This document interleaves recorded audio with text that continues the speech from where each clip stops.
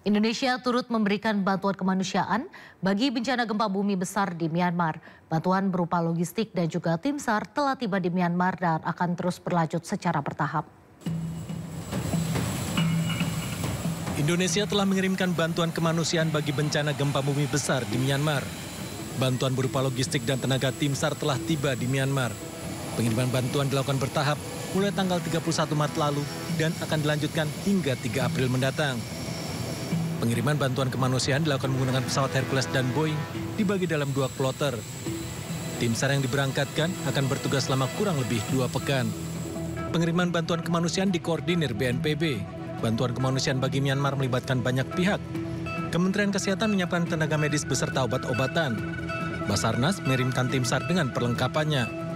TNI juga memberikan dukungan operasional dan pengamanan, sedangkan Kementerian Luar Negeri berkomunikasi dengan pemerintah Myanmar untuk proses perizinan.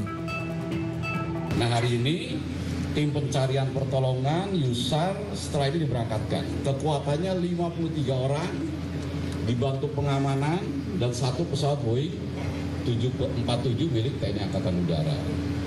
Mereka melaksanakan tugas paling sedikit 2 minggu. Kenapa 2 minggu? Ya harapannya dalam 2 minggu itu sudah ada pernyataan resmi nanti dari pemerintah Myanmar bahwa pencarian pertolongan sudah dihentikan. Pada 28 Maret lalu, Myanmar diguncang gempa bumi dahsyat dengan magnitudo 7,7 MMI. Gempa menelan 1.700 korban jiwa, 3.400 korban luka, dan lebih dari 300 orang masih dinyatakan hilang. Tim Liputan melaporkan.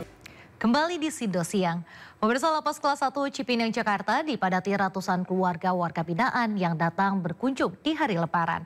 Kegiatan ini dipantau langsung Satgas Pengamanan Lebaran Kementerian Koordinator Politik dan Keamanan guna memastikan pelayanan yang baik bagi pengunjung lapas.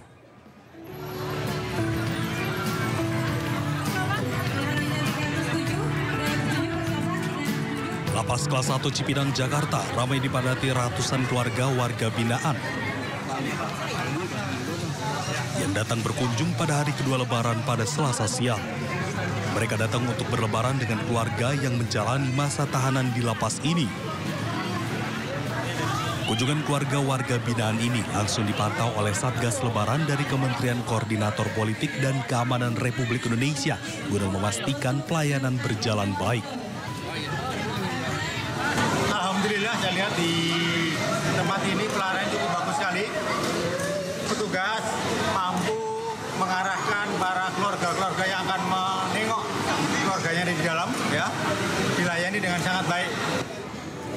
Prioritas keamanan LP Cipinang dikedepankan dalam kunjungan keluarga ini. Sementara pihak Lapas Kelas 1 Cipinang menyebut waktu kunjungan keluarga dibatasi sebanyak 30 menit. Dari Jakarta, Rio Manik, iNews melaporkan.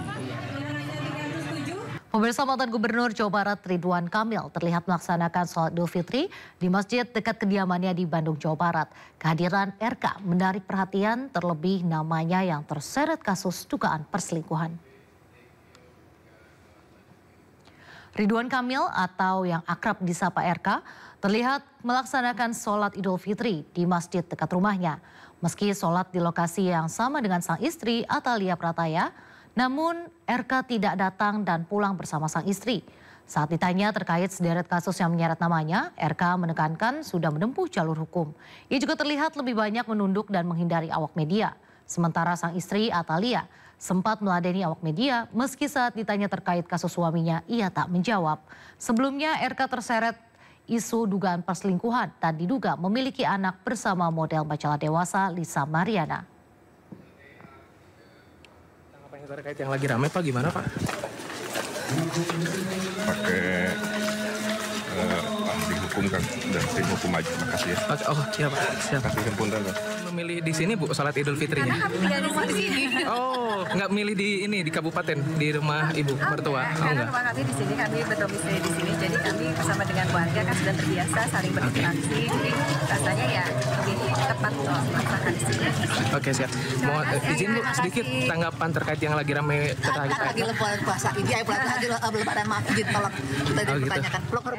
Kita ke informasi perayaan Lebaran mancanegara pemirsa. Perayaan Hari Raya Idul Fitri warga negara Indonesia yang berada di Turki ditandai berbondong-bondongnya warga yang membanjiri Masjid Hagia Sophia. Ya, perayaan Hari Raya Idul Fitri di Istanbul, Turki ditandai berbondong-bondongnya warga membanjiri Masjid Hagia Sophia pasca pernyataan resmi pemerintah Turki yang mengumumkan Idul Fitri jatuh pada tanggal 30 Maret 2025. Para jemaah pun berduyun-duyun ke masjid bersejarah itu untuk menjalankan ibadah sholat Id. Umat Muslim Turki merayakan Idul Fitri pada hari pertama bulan Syawal, bulan ke-10 dalam kalender Islam yang menandai berakhirnya puasa Ramadan. Perayaan Idul Fitri di Turki berlangsung selama 3 hari berturut-turut. Hagia Sophia sendiri merupakan salah satu keajaiban arsitektur paling inovatif di dunia yang awalnya dibangun sebagai gereja Bizantium pada tahun 537 Masehi.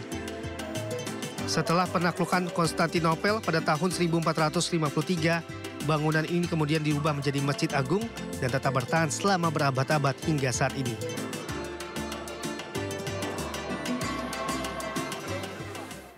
Warga negara Indonesia yang berada di Riyadh, Arab Saudi juga merayakan Lebaran di Kedutaan Besar Republik Indonesia. Selain sholat Id bersama, para WNI juga menikmati makanan khas Indonesia sambil bersilaturahmi.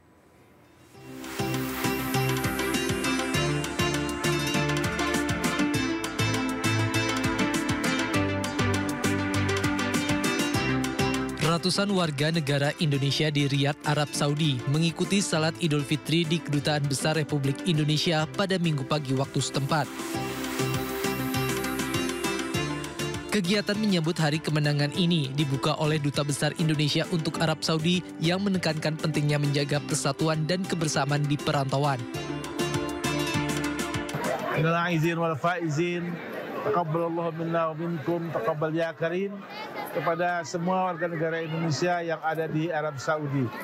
Semoga kita semua mendapat keberkahan dan kita bisa bertemu lagi dalam Idul Fitri yang akan datang.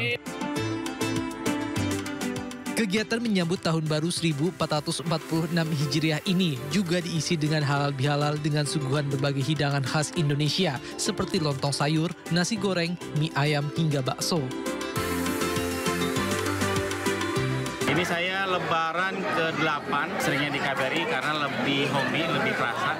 Kita datang, kita sholat Id bareng bersama teman Indonesia. Jadi yang kalau homesick, kalau yang kangen itu terasa lebih Indonesianya kalau di KBRI.